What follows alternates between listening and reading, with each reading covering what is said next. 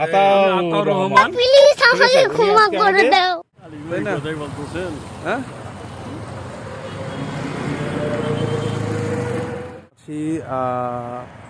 এটা সৈয়দপুর ইপিজেডে বিজিবি 56 ব্যাটালিয়নের একটা ক্যান্টিন, স্বপ্নীল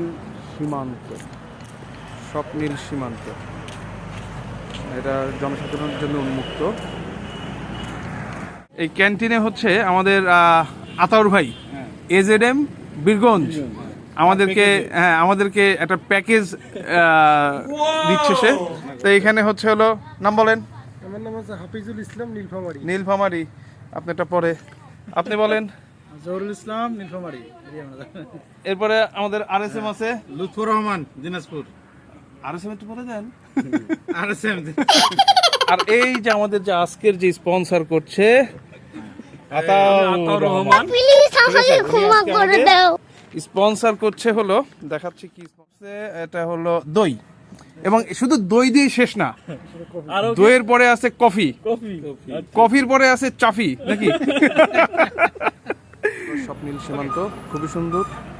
আমরা এখানে দই এবং কফি খেলাম, খুবই ভালো। দই কফির টেস্ট খুবই ভালো। দেখে যাই ধূমপান কর্নার।